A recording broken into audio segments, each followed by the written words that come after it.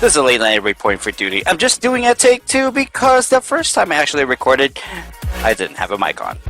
What the heck?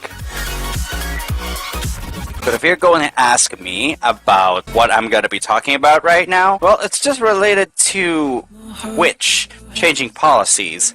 Again, thought I'd let you guys know something about it and what it apparently means for the entirety of streaming. It just means they really suck at implementing policies. And they actually changed their minds. They actually changed their minds on the simulcasting clause. They're no longer banning it. It just means it was really not supposed to be there.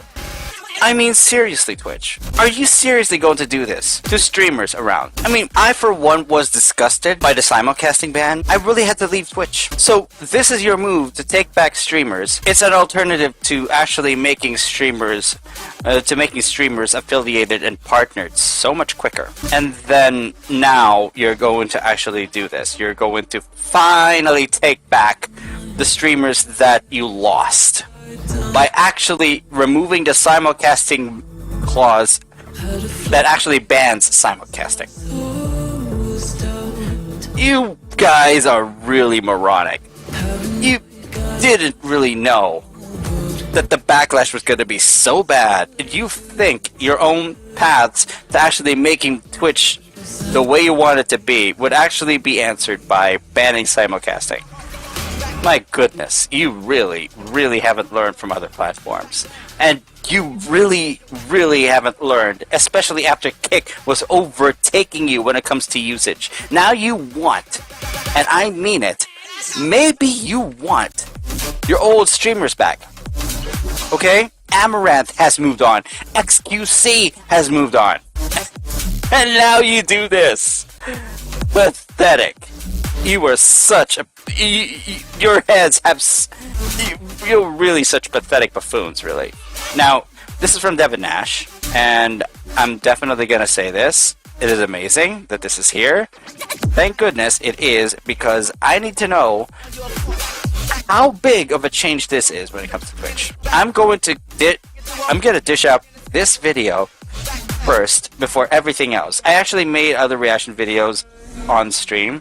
I'm going to make reaction video, post the actually summarized reaction videos here on this main channel, and it's gonna be a blast, I guess. What exactly do we expect? Let's see. Well, hello there. TwitchCon just happened, and with it came Twitch's biggest announcement ever. I'm pretty sure this is going to change the entire landscape of live streaming. This hasn't changed the entire landscape of live streaming. Okay, hold on. Twitch terms of service. Okay, let's open it because I wanted to be sure. Oh, okay. So the simulcasting paragraph is still here, but apparently, maybe it might change on the 31st. Okay. So they're going to maintain it here. It's going to be maintained here at least until it gets removed. Probably by the end of the month. I'm not sure. I'm not sure of the dates. So let's watch it. See what the dates are for when the policy of the simulcasting ban gets reversed. We got to know the dates. Of all platforms, and if you are a content creator or interested in content creation, you absolutely want to watch the rest of this video. We're going to break it into 4 sections because there has been a huge announcement, and that is that Twitch is finally doing away with simulcasting. That is to say, they're allowing it. They're basically allowing you to multi-stream to multiple different platforms, any platform you want, in addition to Twitch at the same time. So, let me just pause it first. Hold on. Let me just make sure that you guys are able to see the thing. Okay, in line with the coming change of our terms of service, we are now allowing you to simulcast on any service. We believe in giving you the freedom to simultaneously stream on other services. Yeah, no shit, Twitch. Yeah, no shit. You thought it would be better if you're banning simulcasting so that the streaming landscape would effectively favor your platform. Nope. Effectively doing away simulcasting removes growth. Okay? Of course it doesn't do well for you, Twitch.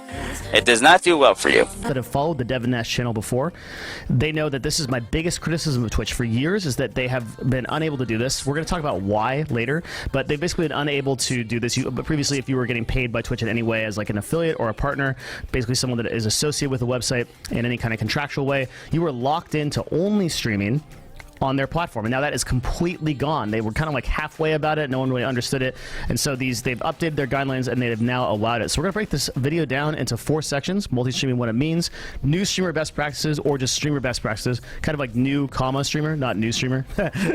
Why do they do it? And then the conclusions and what's next. 4 parts, starting with number 1. We're not gonna read all this crap. I'm just gonna kind of explain what it is. Basically, I've explained it a little bit before, but it just means that before you could only stream to Twitch pretty much if you had any kind of contract or affiliate, which is super easy to get. And I would recommend universally that nobody takes affiliate. Didn't make any sense because multi-streaming was always more beneficial. We'll talk about why that is. And I think you'll kind of understand, this will help you understand why multi-streaming is that way. Okay? So I'm just listening at the moment, and this is not, I am not seeking to be an affiliate because of what has happened on the policy. I thought that by being affiliate I should get more of an audience, but now that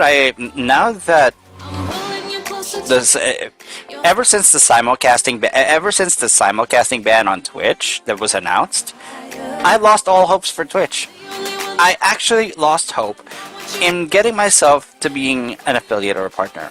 Why? It's because I had plans on Twitch.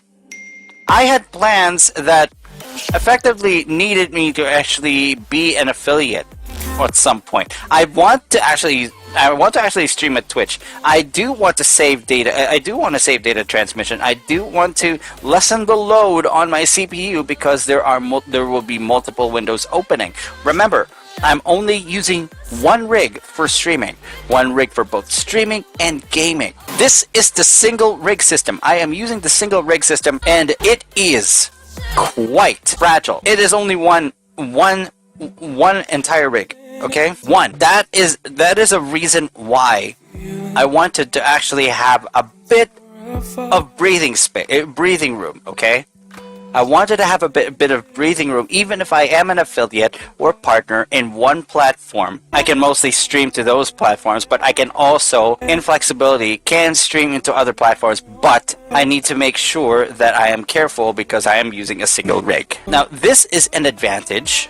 If you are an affiliate or partner, you can stream very well on Twitch. You are very discoverable. That's the good thing about, that's the good thing about you being an affiliate or partner. And now that you're actually given the chance to simulcast as an affiliate or a partner, hold on. I'm not sure if you're supposed to do simulcasting as an affiliate or a partner, because smaller streamers had a problem with this. Basically, when it comes to stimulating growth of a brand, if you're not an affiliate or partner, you cannot simulcast. If this is what they're going to do, they're going to remove it. But if they're also going to add, okay. I thought it's going to be simulcasting if you're an affiliate or partner, but it's a good thing the small streamers can finally come back to Twitch. Now, what I like is if affiliate and partners actually get to simulcast from time to time to other platforms. We'll see first if they actually made that change in TwitchCon or afterwards, if I'm right. I do have to watch the video, so yeah. So, simulcasting guidelines, again, basically they're saying, yeah, it's totally fine, but hey, you can't do anything that lowers the quality of the Twitch user experience. You can't provide links, or you can't, a big one is you can't combine chats. And I'm just going to tell you right now, just ignore all this, okay? And just do it anyway. It's absolutely unenforceable. There's no way that they're ever going to come up and any of this is going to happen. That's not my official agency recommendation, by the way, but I'm just, it's I can't think of a single person that was banned for multi-streaming, even when the guidelines were there. So the thing is, the problem with their Twitch policy is that unless you are actually given a lot of backlash, especially if there is a lot of interaction between those who are actually in admin roles, unless there is a lot of interaction, the policies that you see on Twitch and any of the platforms will not get enforced. The problem with Twitch, however, is that they're really lazy. They really do not know how to actually monitor streams by themselves and enforce their policies on their own without the feedback. So, do we actually trust Twitch in enforcing their own policies because of it? No, we can't, because they can't even enforce it themselves unless there's feedback. Seriously, they got to do better, especially in the streaming landscape today. Okay? I don't think anybody should read this and be like, "Oh, well, I have to like take all these." I mean, to do this. there are no notable bans on multi-streams. There are even no multi-stream bans. But so what the heck is the point? You're gonna see through this video that the benefits of multi-streaming are just so much more than like any of this BS. We're gonna recommend some programs. It's gonna be great, okay? But yeah, it's unenforceable. The rules don't really matter. Multi-streaming is effectively allowed. Okay, and you can basically multi-stream anywhere. We talk about the best platforms and everything. Again, like they say, well, you can't combine the chats or whatever, but you could just read out the question. So they're saying, well, if you don't want the chats on your screen, you want to abide by the Twitch rules. Okay, great. Then just say something like, oh, hey, John from YouTube says, or like, oh, our guy from our Kick Chat says, like, right? Like you just say that and just respond and solve that problem. And then also you're simultaneously like shouting out your other platform, so it's good. Exactly. Cool. So multi-streaming. Well, why is this like important? Who cares? Okay. Well, multi-streaming is always better than just streaming on Twitch. And there's a couple of really important reasons. Multi-streaming is always better than just streaming on Twitch. Is because it is you're trying to expose yourself to the world. You're trying to spread yourself out because you need to be known. And not just one platform, you need to be known in multiple platforms, but at the cost of asset resources. In this case, the only asset resource is just a single processor rig. I only have one processor rig, okay?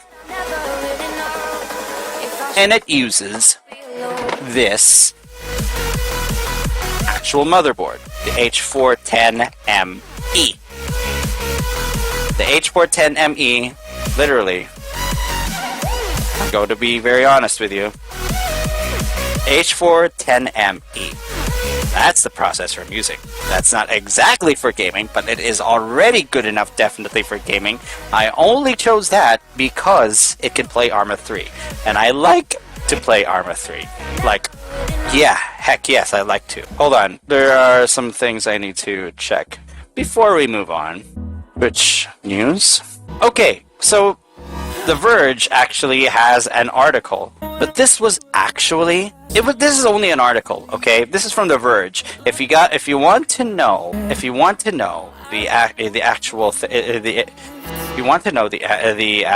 link to it, this is the link to it. Scan the QR code if you want. It is right there. Definitely check it out if you like to. I don't care. I've done my part. Alright? The important is, you know where to look for it. Alright? Twitch will now let streamers simultaneously stream on any service they want. But this was days ago. This was what they shared before the big announcements. I think this was during TwitchCon, during or just before the start of TwitchCon. So Twitch will now let its creators simultaneously stream across any live streaming service. The company announced on Friday as a big batch of news from TwitchCon. Previously, streamers could simulcast on mobile platforms like TikTok and Instagram. But as of Friday, Twitch is significantly broadening where streamers can simultaneously go live. Well, assuming the streamers don't have a Twitch exclusivity agreement in place. Exactly. Those who do not have affiliate status or partnerships with Twitch can now return to finally including multi-streaming with Twitch, because those times when the Twitch simulcast ban was placed, it was only going to affect the small creators. So basically, anyone who is exclusively using Twitch, you're safe. If you're actually going affiliate or partner, that's great. It definitely helps Twitch a lot. It definitely helps the platform. But the problem is, those who want to actually grow their own brands, they don't have a chance to do that if they want to multi-stream together with Twitch, because the discoverability rate there is actually higher than some of the platforms that you usually see. I mean, let's be honest with ourselves, Twitch is a much notable platform than the other platforms around right now. Because first of all, there is nicely streamlined content. There's nicely streamlined content, and at the same time, you actually see these contents mostly everywhere, except in Twitch. It is universally accepted in Twitch. Well, there are just some limits and stuff like that. It's like Kick. It's also like Kick, except Kick has got a different background. Now, okay, I'm just gonna continue because, first off, there were streamers who already left because of the Twitch simulcast ban and problems with the advertisement shits. Twitch has been proving to become unreliable those times too. That's why they left. Now, let's continue to the next paragraph as to why or how these streamers actually left. As of late, some Twitch streamers have been exploring options on other platforms. See? You gotta explore other options, and you gotta have better income if you're actually being paid. So yeah, big names like XQC, Amaranth, and Nick Merckx have signed major deals with Twitch competitor Kick this year. XQC's and Nick Merckx deals are non-exclusive, and given that Amaranth has a video on her Twitch account from a couple of months ago, it seems hers is non-exclusive too. Ninja dropped his exclusive contract with Twitch in September 2022 so he could simulcast on multiple platforms. He dined with Twitch CEO Dan Clancy earlier this month and seems pleased with Friday's news. Yeah, because first off, Ninja, whether you like it or not, if he is an asshole or not, is a prominent streamer, and he likes to keep growing himself no matter how big he is. I like his hustle. I really, really like his hustle. There are a few guidelines for Twitch's new simulcasting policy. According to a support document, streamers will have to make sure the quality of their stream on Twitch is no less than the experience on other platforms or services. Streamers should not share links to their Twitch community, to their simulcasts on other platforms. Streamers can still share links to third-party websites on their About pages or on their channels. They just can't link out to their other simulcasts while they're also live. That makes sense. If you're going to actually if you're actually going to add other platforms in the mix, especially if you're simulcasting, there's actually definitely no need for you to link your other streams individually in a single platform. Okay? There's no need for you to do that. As long as you have a single About Us page or a landing page where you can find different platforms to actually watch from, you can find your creator's platforms over there. All you just gotta do, if you want to support the actual creator on those platforms, is just follow or subscribe. That's all you gotta do. So at some point in the future, Twitch says it will add a tool so that streamers can indicate that they are simulcasting. Very good. Very good. Very good. That is going to be useful. That is going to be very, very useful. Further protect our streamers, we're adding doxing and swatting to the list of off-service conduct behaviors that we will enforce against. Okay, good.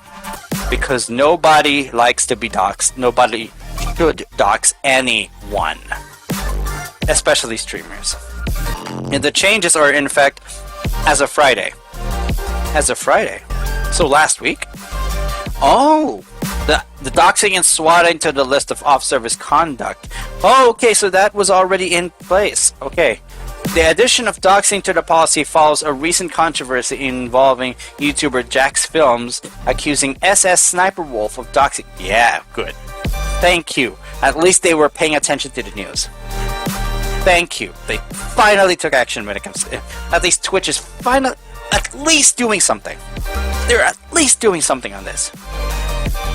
YouTube announced it would temporarily be demonetizing SS Sniper Wolf's channel, as SS Sniper Wolf posted an apology on X. Pathetic!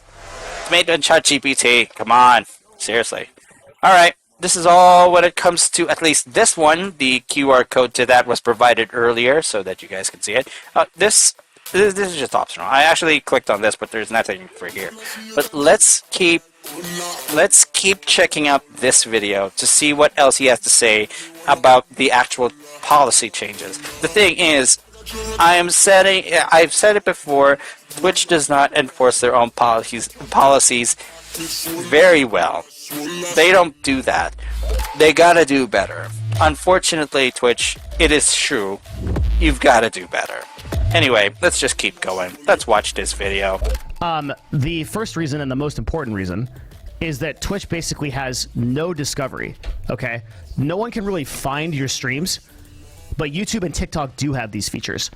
So on Twitch, you got this big system of just a bunch of broadcasters, and when they go to a sometimes I don't understand why most are saying that Twitch has no discoverability. Twitch is supposed to be that good. Tuvalu is supposed to be that good. I mean, they actually patched up the streaming service ever since they started. So maybe that's another thing I need to research entirely. Why Twitch's discoverability is low or non-existent. Maybe there are just some things I don't understand about how streaming works. Anyway, let's go. It's either sorted by viewers or it's sorted by recommendation algorithm that generally recommends higher viewership. So if you have low viewership, being like between, below 1,000, it's really, really hard to get discovered on Twitch / kind of impossible. Oh, it's because there is a viewer requirement. Oh boy. That's why there are bots. They're trying to beat the viewer requirement. They're trying to traffic more. That's why there is an abuse of bots. Okay, now I get it. Possible, but on YouTube, they have a totally different kind of search. They have algorithmic discovery via their live streams, meaning that YouTube just recommends it based on what they think that user actually wants to watch. And so you're way more likely to get in new viewers onto your YouTube live streams than you are ever to get them on Twitch. Therefore, streaming on YouTube at the same time just categorically gets you more growth. But it's even better than that, because if you can get on TikTok actually has an advanced recommendation feature, and it constantly dumps new people into your pipeline. We'll talk about this a little bit more later. I don't know why I don't choose TikTok, but the thing is, I don't really get into trends on TikTok. First off, it's because it's a little too close to personal to me. Second, do I want to actually get exposed to TikTok, put my information there? I never even made an account on TikTok because I know there is a scare. And because of the recent news of China around the Philippines, okay? Look, I'm a Filipino. You've got to understand where I'm coming from with this, all right? You've got to understand. I'm someone who is just concerned. I don't want my information to leak to the wrong places, okay? I don't want it to leak to the wrong places, and I don't want it to happen that way, okay? I'm just concerned with my well-being here. I'm not government, but I can say things that other governments do not like. Seriously. That's their problem, not mine. But they could interrupt my life one way or another. That's why TikTok, I don't trust the platform. That's why discoverability, so low. Okay? I have my own reasons. Right? But TikTok can literally bring your broadcast from 1 viewer to like 700 overnight, especially if you're doing something interesting or viral. So multi-streaming is just better, straight up. It's just a better thing to do. There are some people who say, I'll just very quickly address this because I know it's going to come up, and it comes up in every time I talk about this subject. There are some people, even really prominent content creators, that will say, don't multi-stream because it dilutes your audience. It doesn't like, these people just don't know what they're talking about. Okay, I run an agency. We've analyzed thousands of live streams. We continue to analyze them daily. Multi-streaming is categorically better for growth. There is no debate to this. Don't listen to dumb content creators who don't know what they're talking about. That say multi-streaming is not right. They haven't done it themselves. They don't know what they're talking about. Multi-streaming is 100% better for anybody who is trying to really build a brand, especially if you're a small broadcaster. Like I said, growth. It's important. You actually have to multi-stream because you are actually actively trying to grow your brand. You're trying to grow your name. You're trying to grow your platform. You're trying to grow multiple platforms. You gotta do so, okay? Pretty much. Okay, and now you'll find throughout this video, it's universally better for everybody. We're gonna go through the fact real quick. which basically there's been some questions. So I also want to make this a video for content creators that are coming here that are. Oh, okay. So they're keeping the thing about the exclusivity in place. Okay. Do these guidelines apply to all streamers? Yes, unless you have an agreement with Twitch that requires exclusivity. So if you're either affiliate or partner, this does not apply to you. You definitely only will have to stream on Twitch when you're streaming on Twitch, when you're an affiliate or partner. But when you don't have it, at first you are banned from simulcasting with Twitch if you don't have partnership or affiliate. But now that they're removing the simulcasting ban, you can simulcast with Twitch to grow your own brand. So this is a good move that they're making. Small streamers are finally coming back, and if it's actually going to come into effect, myself included. That's right, folks. I will be coming back to Twitch. If this news is true, if the actual policy does take effect, I will be coming back on Twitch. That is a promise. Thank God, if it's going to actually come into effect, that it actually happens, I will finally be returned. After a number of months off the platform, just because I am so enraged with what they're actually thinking of stopping growth of small streamers. After finally being off Twitch, I can come back. It is a relief. It is a goddamn relief. You don't know what this means to me, okay? This means a lot. To me, to every other small streamer out there, it means a lot. They're like, well, I want to learn about it. Do these guidelines apply to all streamers? Basically, yes. So this does apply to affiliates and partners, but they are saying here, unless you have an agreement with Twitch that requires exclusivity, who is that? You're basically going to know if you're that person. Right now, that kind of applies to like the top 500. Okay. So if you have exclusivity, it doesn't necessarily mean you're an affiliate or partner? Okay. That's something I don't understand. Probably something separate.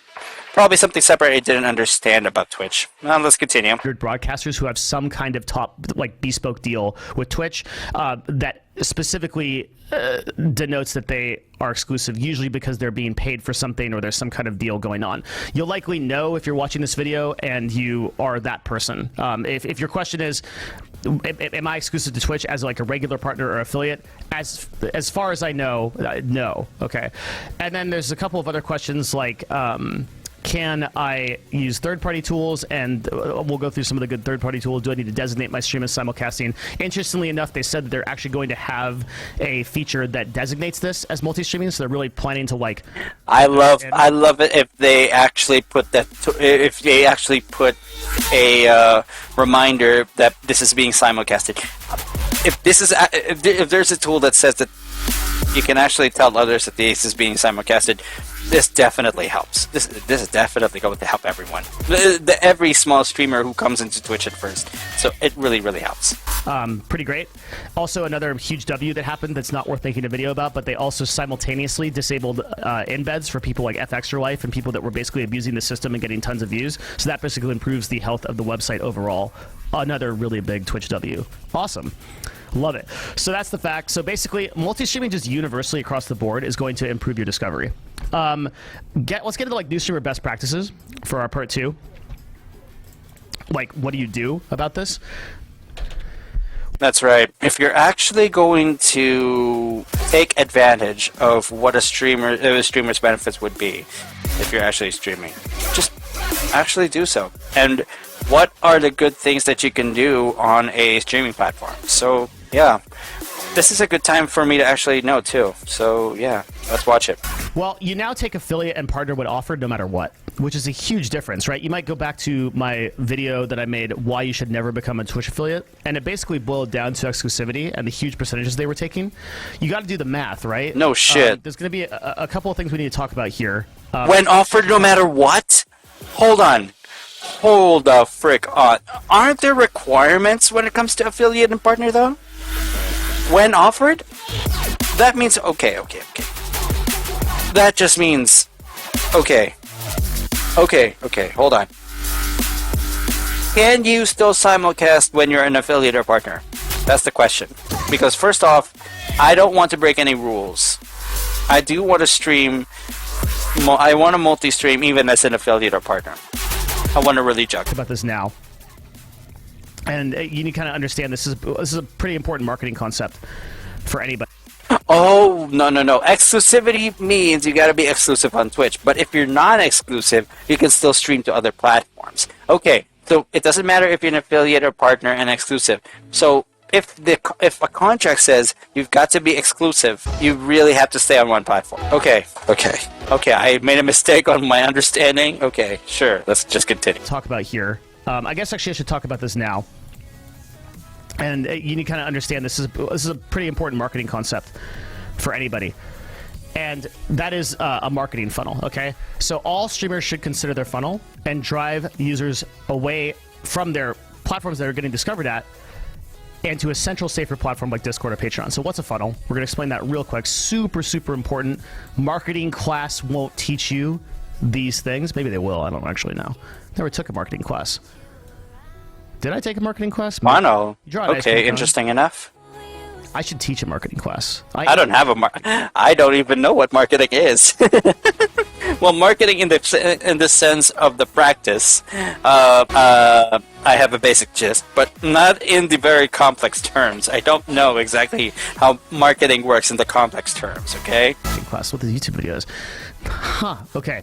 So, looking at this funnel and drawing these cute little arrows at the top of the funnel, let's imagine this is where your customers go, okay? So the top of your funnel here, this is the first like place where your customers reach you. This is how they discover you, right? So your customer has to hear about you. Your advertising has to be heard about somehow. Otherwise, your customer never hears about you and they never buy your thing. So if you want a person to subscribe to you, if you want a person to follow you, they first have to hear about you. So how do they hear about you? Well, generally at the top of the funnel, you want to place platforms that are highly discoverable, that have algorithms that will help you. People come to your broadcast, come to your YouTube channel, whatever. Based on his understanding, Twitch is not one of the highly discoverable platforms, but there's only luck. You can only have so much luck, but at the same time, if you're lucky to actually finally have someone snatch on the hook, he might actually invite friends, he might actually invite others who would actually like to join. So it's more of luck right now if you're not on a highly discoverable platform. That's why I have multiple platforms, not just Kick, not just DLive, not just Africa TV, not just YouTube. I also have Twitch. But with Twitch finally allowing simulcasting, it's going to be an advantage. But how much of an advantage? I do not know. So, again, I've always kind of criticized people that have Twitch as a primary focus because there is no top of funnel for Twitch, right? There's a lot of really good options to monetize once the person is in the funnel. Like down here, they can subscribe and they can pay you, and down here they can like eventually donate to you or whatever, and you can make a lot of money that way. But top of funnel, not that good, right? So you want to use top of funnel stuff like YouTube, like TikTok, right? Even to some extent like Kick. These kind of new platforms you can multi-stream on to drive people down the funnel to better paid options. Now here... Maybe I should refocus on Kick again. You see, I don't actually stream to Kick these days because, first off, you have to understand where I'm coming from. I'm a bit of a busy guy. And sometimes setting up a certain stream requires that I look at chat, so I don't do that all the time.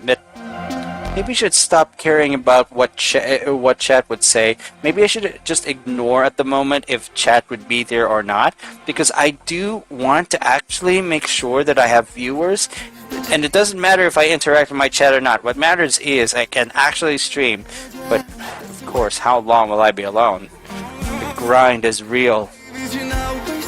Oh my god, the grind is going to be real.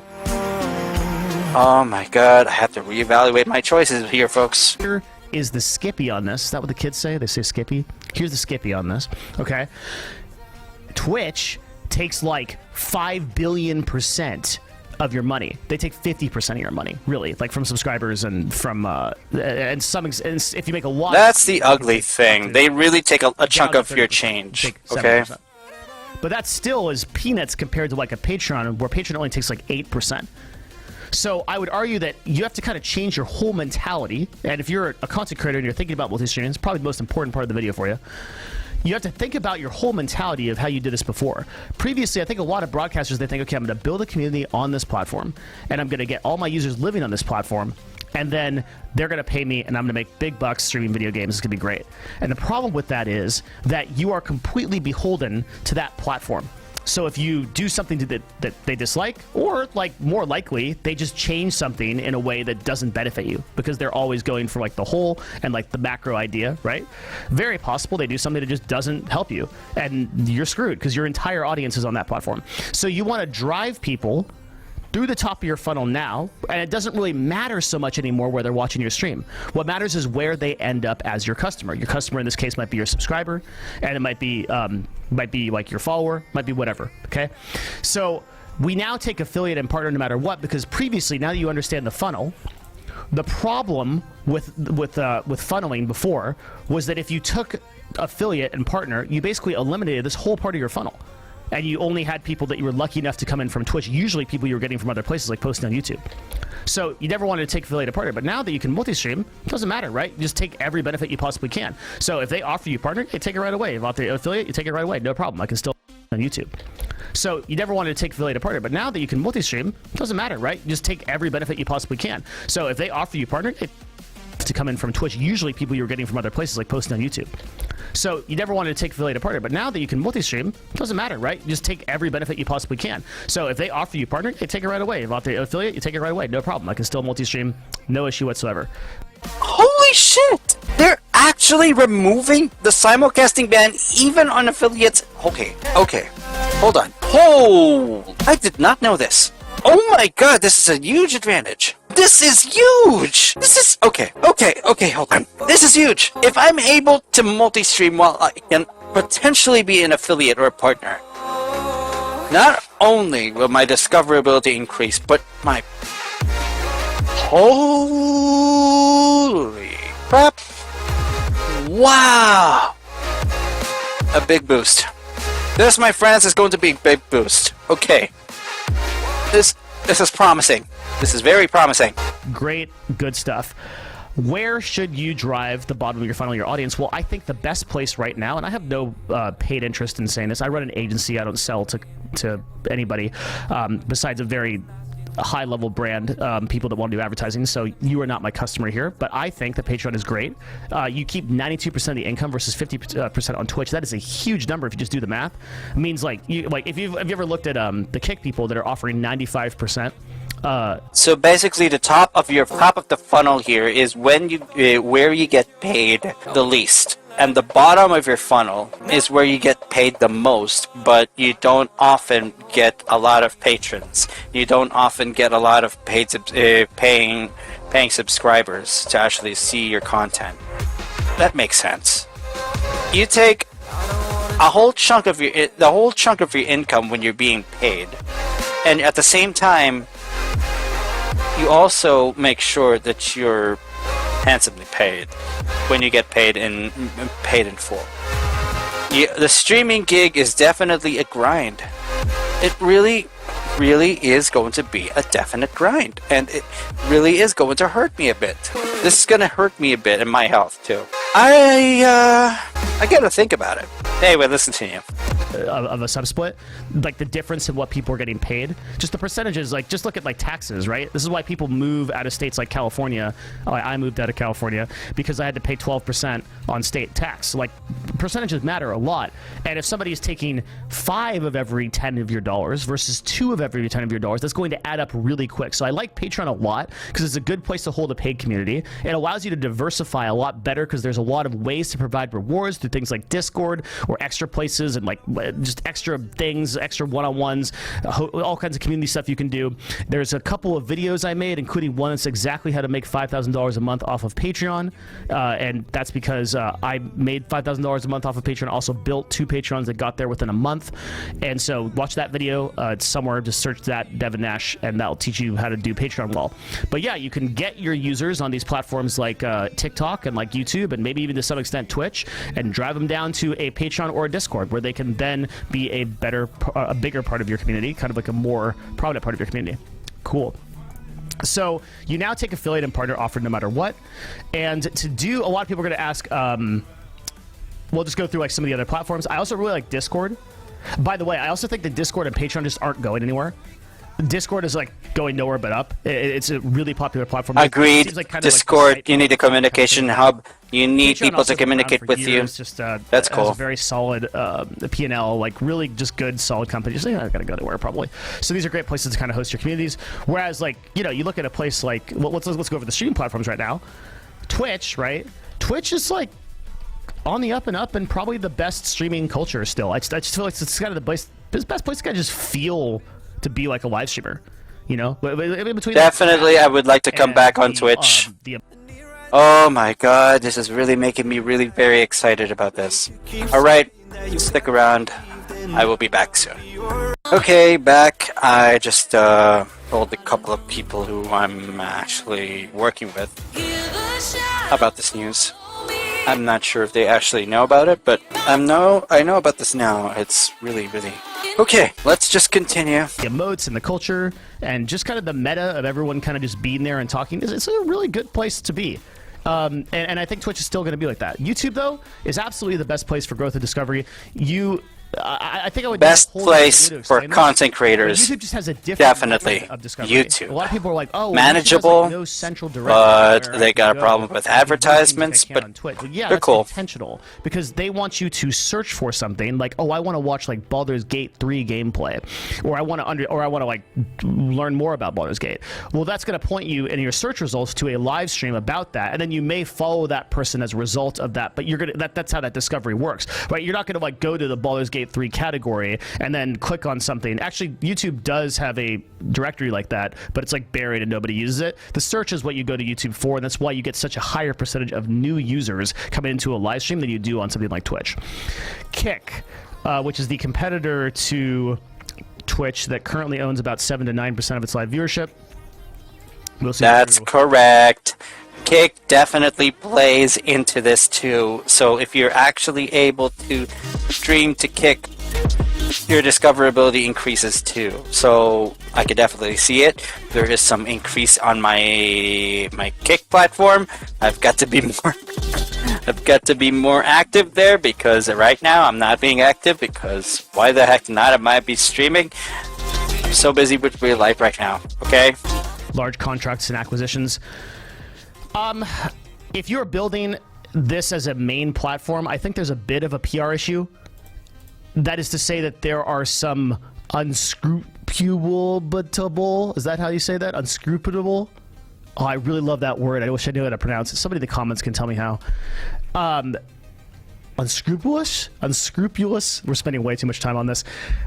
Individuals, some questionable individuals there, who, when you associate your brand as a small broadcaster with, you may run into some issues down the line when you're trying to get sponsors, or we have had issues. So people that don't have context, I run an advertising agency. We spend millions of dollars a year in advertising budget on the best kind of platforms. We're very careful about where we spend money because we care about our brands. So we have had a lot of resistance from brands, understandably, on spending on Kick, just because of these sort of top-level streamers that are there and what they choose to post as their content. So you may run into that problem as just by context and association by building full-time there. That multi-streaming, not going to matter. Some people have asked me that. They're like, hey, what if you're on Twitch, but I'm multi-streaming to Kick? Like, is there any implication to like negative brand stuff? No. Like, if you're multi-streaming, no one's going to care, you know? And generally speaking, like, most people probably won't care about this stuff. Long-term health of the platform is kind of super questionable. So I would just multi-stream there and then not worry about it, but not make it a main platform. That actually makes sense. Kick is rather questionable because of its figures, because of how Kick was actually before. First off, Kick is good. It is fresh. It is also questionable because of how it was made and what's the source of Kick being around. And yeah, that's right. Do not make Kick your main platform, because you need other platforms to actually reach your target audience. My target audience is those who are actually liking anime and games in general, being casual, small fry gamers who just like to actually have some fun and actually rant a lot about their life and not give a fuck about anything that's so negative. You can give a heck of a fuck if it's negative, as long as you actually have sanity left in you and you can actually enjoy life to your fullest. Okay, that's the kind of an audience I'm looking for. For some reason, I still haven't found that audience entirely, and I am still in the process of it. Why is it taking so long? Right now, I don't understand the future of it. It looks like pretty good, but I just get nervous with people spending millions and millions of dollars with like no clear ROI. And again, we can make a whole video about any of these topics, but yeah. TikTok, if you can get in, it's great. I say if you can get in because usually you need, I think, 1,000 followers to apply for the live streaming portion of the program. That's also where the problem lies too. You don't get a lot of viewership. You don't get a lot of features if you don't have a certain number of followers on TikTok. Now, I haven't actually explored the platform before because screw the Chinese. But to actually have a quota before you stream, that's actually bad news for you. Well, unless you're definitely influential and you actually attract a certain number of people. The only way that you actually get to TikTok is if you have a substantial number. But do I want to go into TikTok regardless of the data privacy concerns that I have when it comes to TikTok?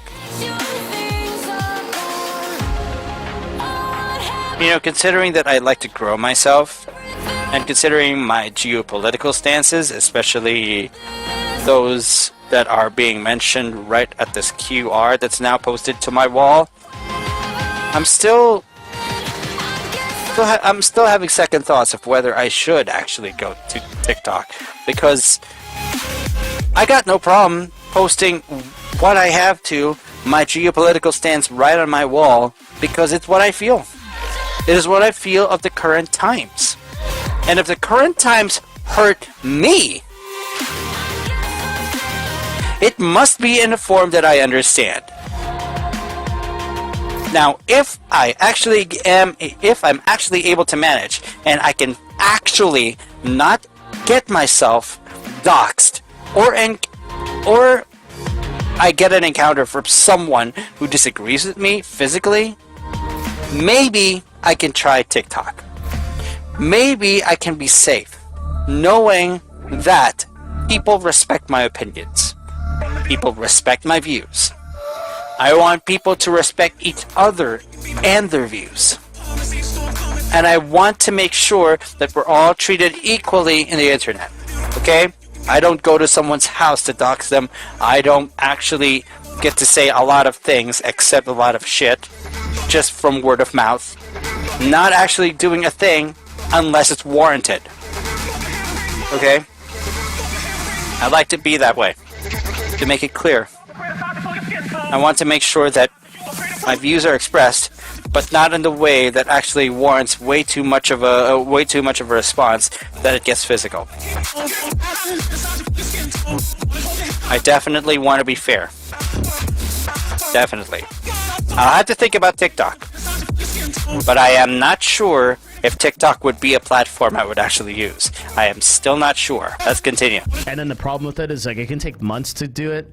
There is a quick hack for people.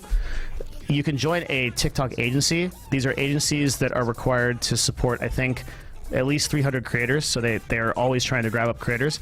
They will take a percentage of your money for doing absolutely nothing, but they will get you into the TikTok live program, like creator program, which allows vertical video and some other stuff, or horizontal video or whatever.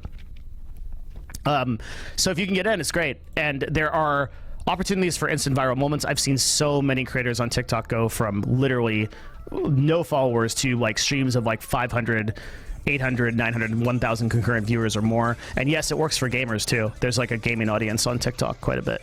And then all the other platforms like Facebook, you know, DLive, whatever, this might as well be dead. If you really want to diversify and like multi-stream to them, you might as well. But I just don't think it's probably worth your time.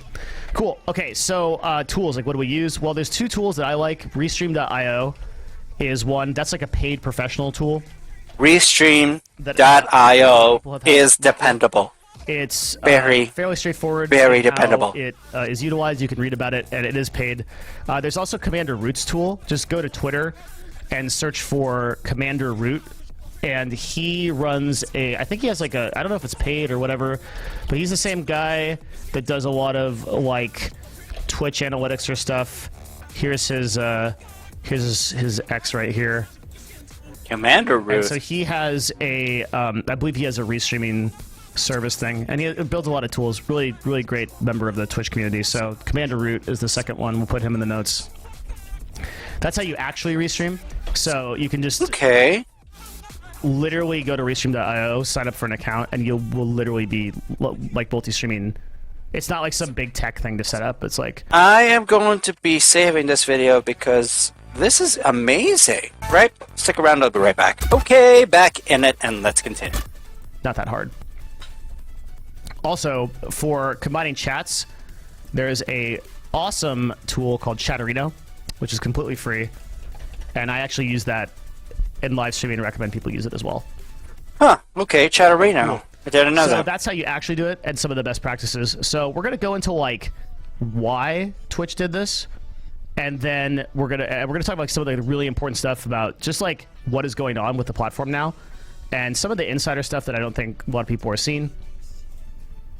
Before we do that, yeah, why did Twitch suddenly go 180 on the simulcast ban? Or was it actually being talked about in the number of months that the simulcast ban has been actually in effect? That's what I want to know. What made them change their minds and change policy entirely? Is because they have a disadvantage for something? I want to know, and I want to know how their disadvantage really hit them. So, yeah, I want to really know. I want to find out myself. Let's do... No, I think we'll do it later. Yeah, let's do it. Let's do why Twitch did this. Then we'll do the big conclusions and stuff like that.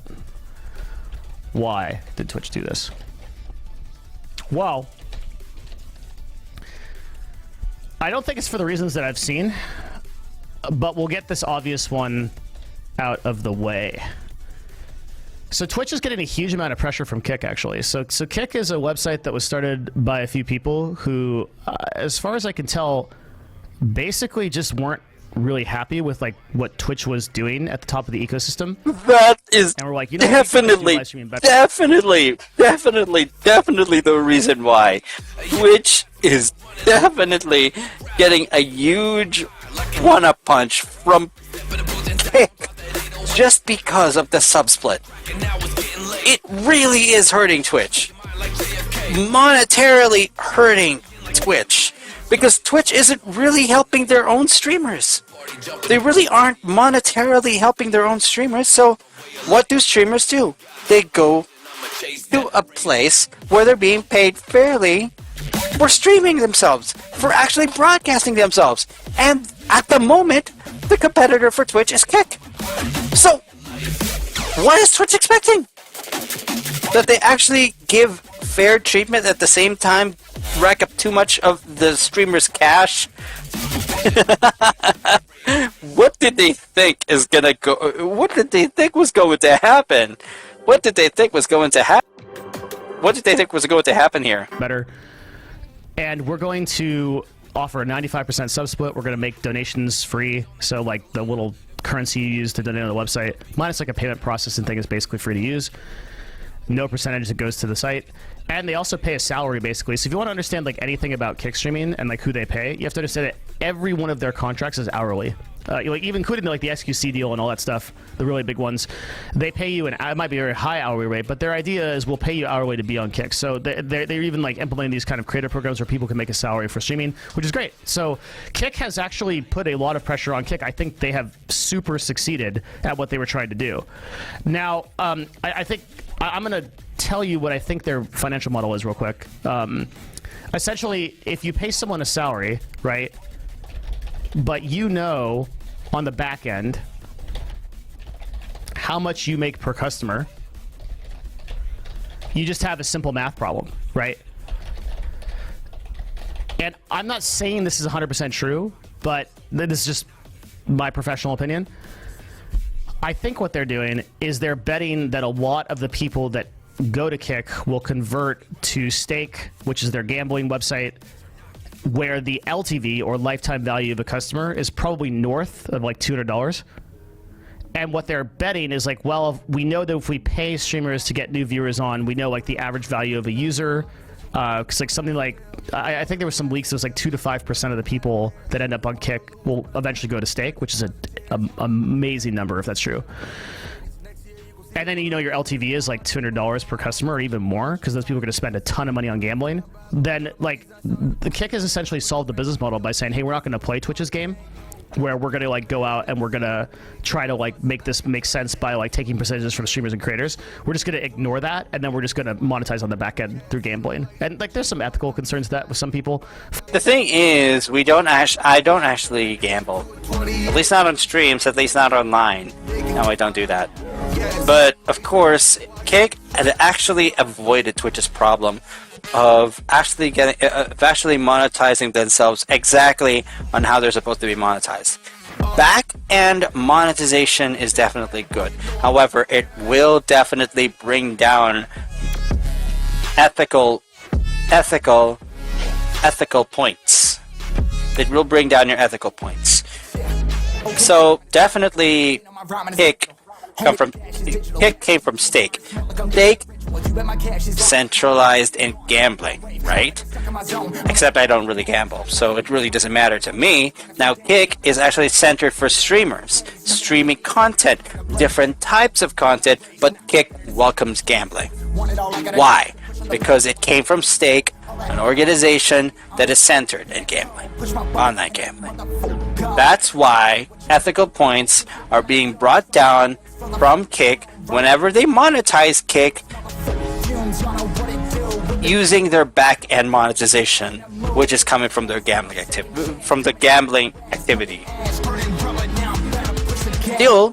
It actually works for Kick. Monetarily, it still works for Kick. It just gets darker. It just gets cloudier. However, it still works. They still rack up the cash.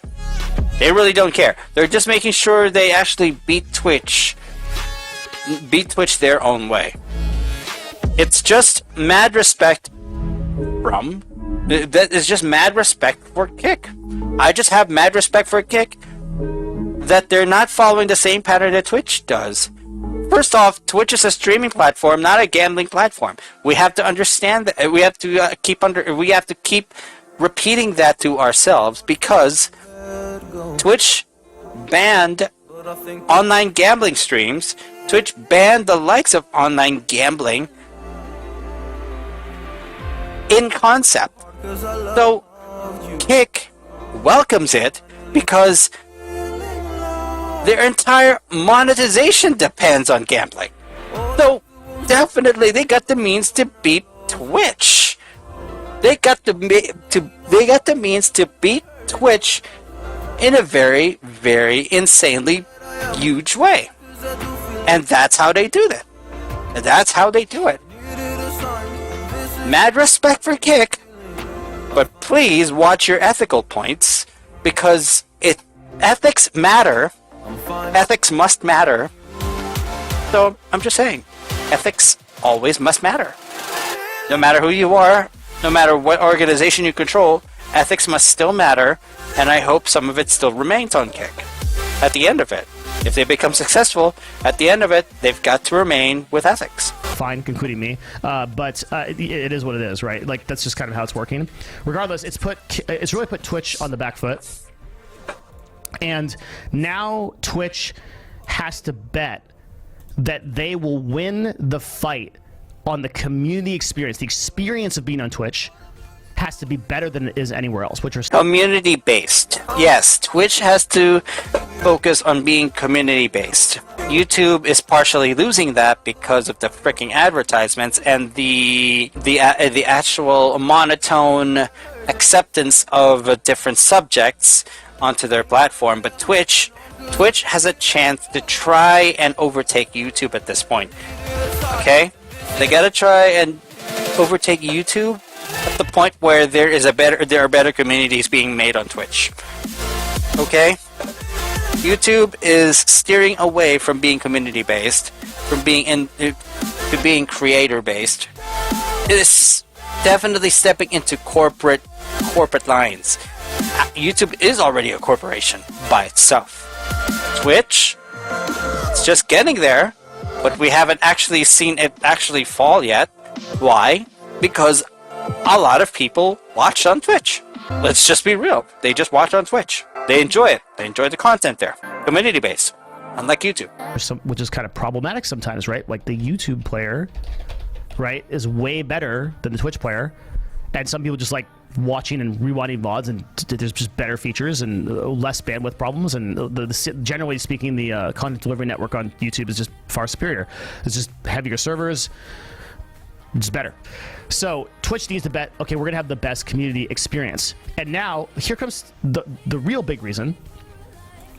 You understand this, that the kick has kind of put Twitch on the back burner a little bit. There's some competition there. Previously, if you remember my funnel talk, right? When Twitch would lock people into affiliate, that's effectively a new streamer. So affiliate was like you had like 5 viewers concurrently or more, and like some number of followers is like really small. You could sign up for affiliate. Then you became an affiliate, and there was like all these people that were like, oh, there's even this like path to affiliate, path to partner thing that people would follow. So new streamers, when they were making an evaluation of what platform to stream on, had no problem signing exclusivity to Twitch, right? Because they were like, well, this is just the place you do this. But after Kick came along, Twitch's biggest fear, you got to understand, is that like the latest, biggest upcoming streamer, right, is Kai Cenat. And Kai Cenat, massive broadcaster, went from basically being unheard of a year ago to like 60,000, 70,000 like people watching a stream at any given time, and rightfully so. Amazing entertainer. I talked about him before. I have a video about him. So where did Kai grow up? Kai grew up on Twitch. Kai came up on Twitch.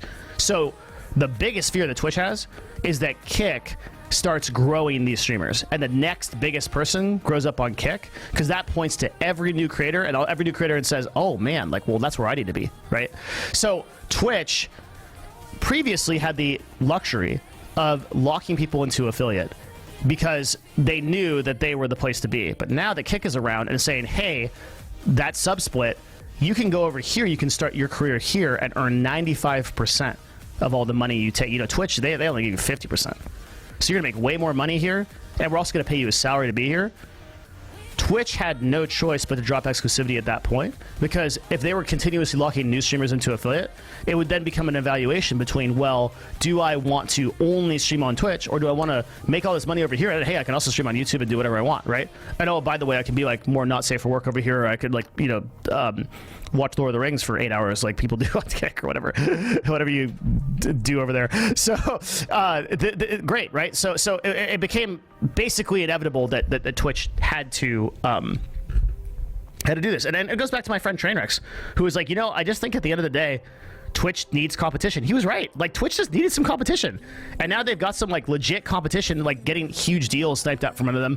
Big streamers like XQC and Nadeshot going over to the platform for the big bucks. Twitch is like, damn, like, also, we can't financially compete with these deals because we can't justify, like, we can't white paper Amazon for this money, right? We're not going to, like, why should I pay $70 million for this freaking... Imagine walking into Andy Jassy's office or whoever you got to approve for a $70 million expense at Amazon and being like, yeah, so this weird goblin kid, like with this hair that screams at his TV and thusly his audience is worth $70 million. I need to justify an expense. You're not going to do it. It's not going to happen, man. Twitch can't compete one-to-one with what Kick is offering these people. So they're like, all right, screw it. We're just gonna drop exclusivity entirely. Just do what you want. We're gonna build the best community. We're trying to build the best product. We're trying to win on that. Which, by the way, should have been doing the whole time. Thanks. Right? Took a little bit of competition to knock them out of it, but that's what they should have been doing the whole time. You gotta add to that like, need links to support this. I guess I don't need links to support it. Twitch has had huge PR hits over the last year. You can link it yourself. I'm too lazy. Just Google it. They've had a bunch of PR hits, and that also means they needed a couple of W's here.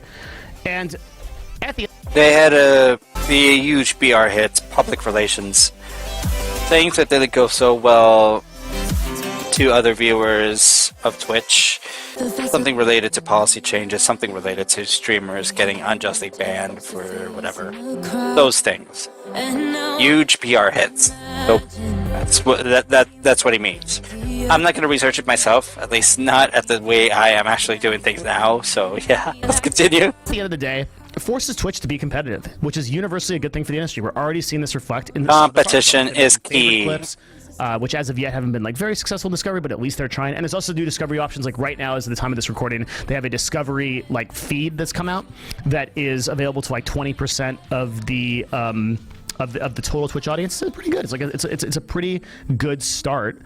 And that's what we're going to talk about now in the conclusion part of just kind of like, where is this going? What are the most important like kind of takeaways from this?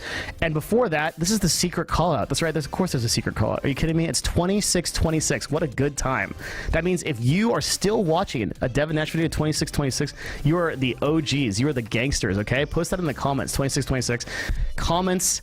Thank you guys very much. Two things to talk about here. Number one is I'm telling you about Novo. This is the agency I work with. I get a lot of questions with. So what we actually do here is we work with brands and we help advertise products and services on new media platforms for them. So we might do influencer marketing, we might do advertising, all kinds of good stuff. I make these videos for free. 99.9% of you are never going to be my customer. But if you are a VP of marketing or you own a business and you're looking to do effective advertising and you have a budget of over $100,000 a quarter, you want to reach out to our agency. That's hello@novo.tv. That's what we do. You can also support. Oh man, too bad I don't have that much of a money raker. I'm not much of a money raker at this point, so unfortunately I won't be getting that much exclusive marketing from him. Damn. Really sucks. Getting yourself known is really unbelievably hard. Really getting yourself known and turning yourself into a business. It really is a hard thing to do. Really is a very hard thing to do. For me personally on Patreon, or support yourself, because $5 gets you access to 100. That is not a lie. 100 30-minute videos I've made about business, marketing, lifestyle. All the stuff I can't post on this YouTube, I post on my Patreon. My Patreon has all kinds of like business education, marketing education, just the stuff that I come into contact with running a multi-million-dollar agency and all the business lessons I've ever learned. Literally 100 30-minute videos just for $5 gets you access to all of them. There are some other tiers, like we have a mastermind where you can come in like every week and talk to me and tell me about your business and stuff. That one's really good. We've got like 35 of those episodes. Those are all 2.5 hours long. They're done every Saturday. So just take a look at it. Patreon.com/Devin Nash. And take a look at Novo if you're one of those sorts that is really kind of confused about the advertising world and just wants some help with it. We'd love to be a partner for you. Okay, so like, what's the big conclusions, like the overall conclusions? And thank you everybody also for like supporting these videos. People are like, why don't you upload more? You know, transparently, I kind of like an existential crisis a little bit that my stuff isn't very valuable. So I just like, that's really why I get into these funks. You don't see me upload for like 2 months. Sometimes because Path of Exile is like a great game and the league comes out and I'm like, oh god, okay. And I gobble it down into my cave like the hatch, like the witch that closes the hatch. Sometimes that's the reason, but lately it's been because like I just like kind of am not sure that my content's like really good. There's a lot of good stuff on YouTube, you know.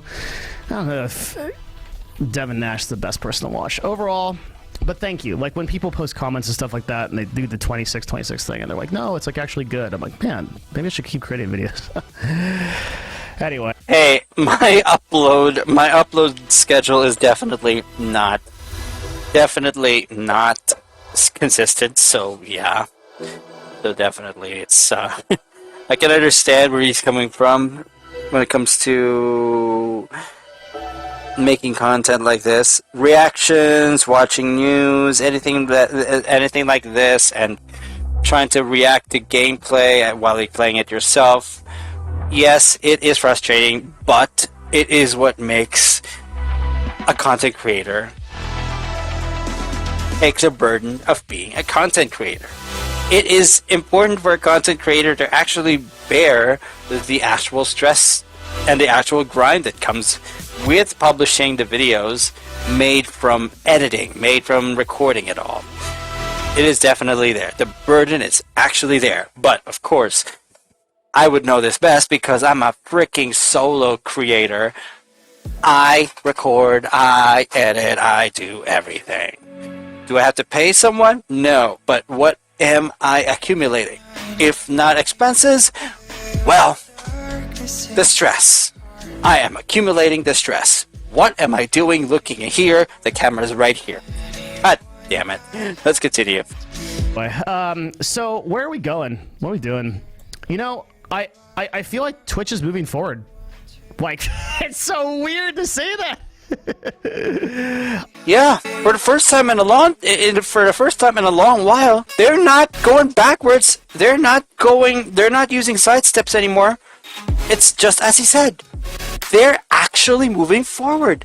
They're actually making sense with their policy changes now because of competition and the backlash and the PR hits. Now they're moving forward. Just wow. Competition really does strange things to you. I feel like it's good. You know, competition was good for them, and there's a new CEO. We've seen him everywhere. If you're kind of like a member of the Twitch community, you've probably seen Dan Clancy. And originally I said this of Dan Clancy. I said he seems like a really nice guy. He seems really well like connected to the community. The only reason I know Dan Clancy is because he associated himself with the likes of a VTuber named Iron Mouse. Okay? I love it. I love that Dan Clancy is getting around to actually caring about streamers like a lot, because he definitely speaks to them, he definitely interacts. So at least he's doing so, and he's doing it. He has a good heart here. It's just that people around him tend to make mistakes. They make people get a bad impression of Dan Clancy just because of the association to the brand. Okay? I'm sure he's working hard in what he does. Okay? I'm not exactly sure of what his stance is when it comes to small fry creators, but if he actually welcomes creators the way they should be welcomed, then good for him. Definitely support that kind of value system that he has.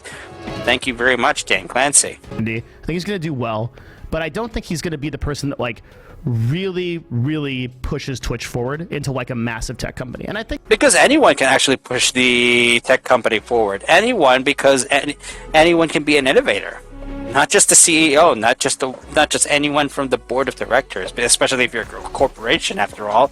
This is a tech company. Anybody can innovate, and one man or a few people in a group can move the tech company forward. I think that assessment is pretty correct.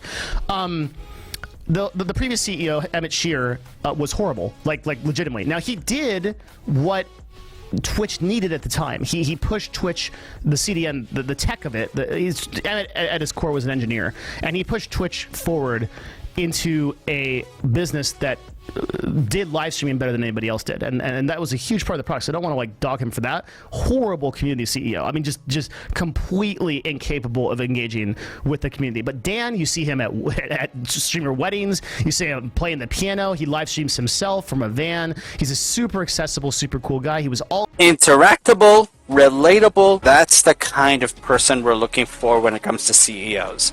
At least if you are actually interactable and relatable as a person, and if you're actually leading a company, my goodness, you're definitely the right fit. All over TwitchCon, really fantastic dude. That I just think he is really a great feeling for Twitch, and kind of all broadcasters right now have a feeling that Twitch is just like kind of revitalized. This TwitchCon felt really good to a lot of broadcasters. There were notably some broadcasters like my buddy Co Carnage, who was saying like, man, this like felt invigorating. Like it felt like a good TwitchCon. Like it felt good for the first time in a long time. People like S-Fan saying like, oh man, this is like really good. Like I really got this feeling. A lot of people praising Dan, I like appropriately for just how he's doing. So I think Twitch is moving forward, and competition was good for them. Okay, I also think that Twitch seems to have realized in this day and age that it's not going to be this huge tech platform. This kind of drove me crazy about Twitch in the like 4 or 5 years ago, where you had Emmett up on stage that was like, basically he was literally trying to be like the Steve Jobs Apple CEO, like announcing the new iPhone, and he's like, oh. Look, there is a certain atmosphere within people that other people in the future cannot really imitate. Okay? If you're trying to introduce a product, do it your own way. Do not make a direct imitation of people if you think that people here at your time would actually have a different response. Those Apple days, completely different thing. Steve Jobs, bit of a rebel. Definitely making up something for himself, making a name for himself, making a name for himself in magazines, yes, but others did the work for him. That's what brought him down. He didn't do that much work. He's only a founder. I'm sure I've actually heard of that before because the Silicon Valley movie. Look, when it comes to being a tech platform, you don't have to match up against another tech platform for you to actually be the best. You don't have to be a matching tech platform to actually be competitive. You can be competitive. You can be competitive in your own way. Because you can innovate in other ways than just following a pattern. Okay? You can innovate in other ways than just following a pattern, following directives that this tech platform had followed, and just try to be unique. Don't just follow a set of standards in repetition just to stay afloat. But what does Nash have to say about this? I don't know. He's like literally just like talking about weird little community features that nobody cares about, like mod options and stuff like that. Like Twitch is just not that platform. It's not going to be YouTube, and it doesn't have to be, right? It can kind of that's right. Like it doesn't have to be YouTube. Place for live streaming where people on average are just more dedicated because like the average user on Twitch watches a stream for 120 minutes a day versus YouTube people that watch like a video for like 15 minutes, right? Like the typical Twitch user is just a more engaged person to that community. And that's fine, right? Like, you don't need to appeal to 2 billion users. You see, the thing is, YouTube has a completely different platform than that of Twitch. Twitch is for streaming. YouTube is for content creation, but not in just the ways of streaming, not just the ways of streaming. It's really just centered around making good videos that people can remember. That's why YouTube's motto before, broadcast yourself, that's actually a useful motto. Broadcast yourself. You can actually gain money. You can actually gain, well, if not just money now, you can gain exposure. You can gain recognition. And then you can do other things like being informative and stuff like that. That's how you actually get yourself out there. That's how you get content out there. Because you are creating content in the first place. Twitch, even if it is a content creation platform, it is for a different purpose. It is for streaming yourself live to get live reactions. That's a completely different platform than that of YouTube. Because right now, YouTube is mixing everything. Mixing everything from streaming to actually getting the best quality videos out there for everyone else to watch. Okay? Twitch and YouTube are big platforms, but they're completely distinct. And I think Twitch has finally kind of realized, like, oh, we can kind of like grow. Like, we don't have to grow so wide. We got to grow up and make the experience better for the streamers we have. Make this the best place it needs to be for streaming. And this big multi-streaming thing, just like the sort of corporate messaging here is, hey, we are confident that we can build a better product than these other people. And thus, we don't have to chain you up, right? It's like if you're in like a marriage or whatever, right? You're not gonna like chain your husband in the basement and not let him outside because you this might be a terrible analogy, but because you're like, yo, you can't leave. Dude, you do you. I'm not really gonna get married for a while. Okay. Leave anywhere else. You can't go to the store or whatever because I don't trust you, right? You're confident in yourself. You're confident in your relationships with your friends, with people around you. They're like, yo, like you be you, do whatever.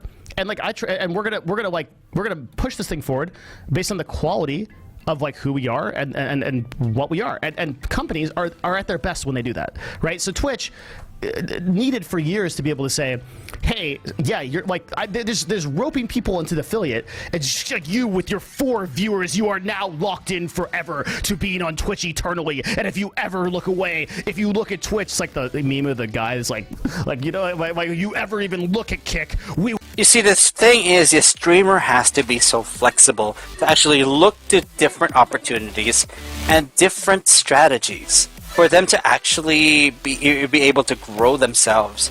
They just cannot stay on one platform if their objectives are not being met on that same platform. Yes, they must have the freedom to move around if they want to brand themselves very well. And to not lose the rate of subscriptions and follows, they've got to get around more. They've got to really get active. They can't just stay in just one platform exclusively. That's not how growth works. It will ban you. Like screw this. It's such an authoritarian, draconian bullshit. Like, now they are actually dropping that, and they're taking this stance of like, hey, like, we're gonna build the best product, and you could be wherever else. Like sure, right? But you're gonna want to be here. This is gonna be the place you're gonna want to be. We're gonna be so good that you can't ignore us. Awesome. Love that mentality for business. It just shows that the organization from the top down is like starting to get it. Good, right? Huge W for all streamers. That's my only point here. That's what I just wrote. That's all I wrote. And as a result, again, everyone should accept partner and affiliate now. Period. Yeah. That is definitely the winning quote. That is definitely the winning quote. Everyone should accept partner and affiliate now. That definitely gets me excited. This definitely gets me excited. Now we will see if the actual policy does take hold, because if it does come into effect, holy crap, am I going to announce Twitch is going to be back in my platform, in my list of platforms to stream again. Oh my god, it has been a long while. It has been a long while since I actually was on Twitch. How long is it when I was on Twitch? How long is it when I was on Twitch? Let me just get back to you on that. What you're seeing right now is the video itself. It has been months. June, July, August, September, October.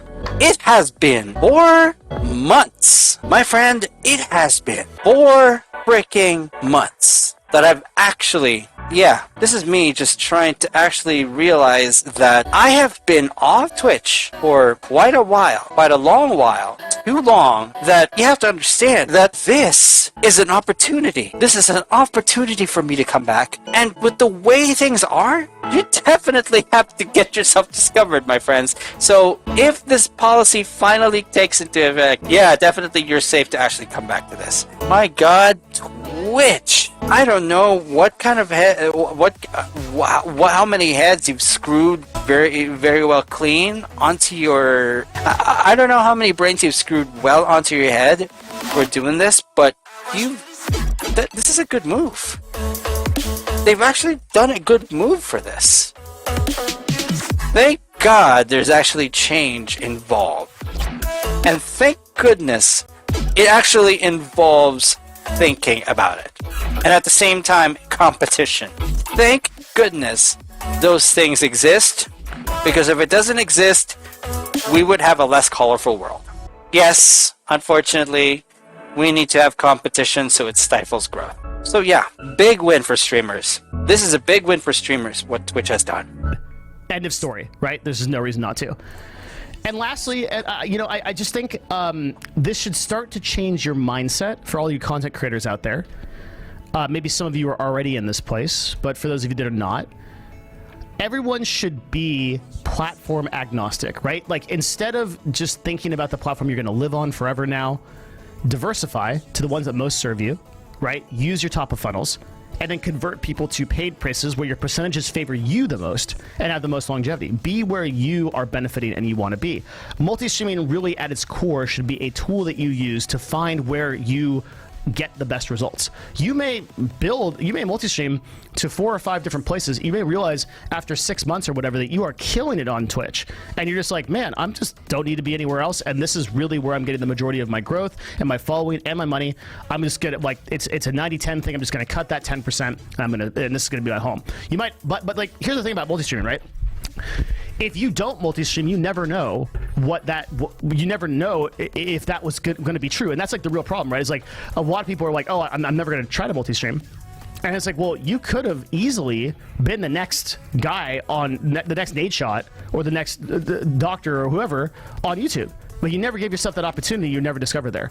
And so that's why multi-streaming is so important. It's like that option to kind of dip your foot in every possible platform and then be like, oh man, this actually is the one that I want to stay with. Or I love multi-streaming. Like I love like that there's multiple parts of the community, but like try it, right? There's no downside to trying it. So at the end of the day, build your platforms and build your brand on the platforms that most serve yourself. Like, don't have all of these blind loyalties. And this is something that I really criticized a lot of people that were going for affiliate and even partner at Twitch for a long time, had this blind loyalty to Twitch that clearly they didn't care about you, right? And the truth is, like, platforms still don't care about you, not because they're evil or they're malicious, or because they can't. They're building something at scale for a lot of people, right? It's like you going in and expecting, like you're doing like all these the public tests or whatever. Like they can't care about you because they have to cater to like the huge average. So it's the same thing that makes sense. To do like serve and use the platforms that both serve you, right? Amen. And going forward, I'm just kind of excited about live streaming. it's great. It's really great. So, well, Devin, maybe you'll live stream. Nope, I have no time. Everybody. Okay, I gotta respect it. I gotta really respect his optimism here. I subscribe to him already. Just letting you guys know, I'm gonna be subscribing to everything in case that he's got news about the online sphere, because I am excited. I'm really, really excited. And if Twitch really does remove the simulcast ban, oh boy, I'm gonna be announcing that I'm going back to Twitch. That is a definite promise. Oh my god, opportunities going back again because competition lets you go back to it. I love how this world works.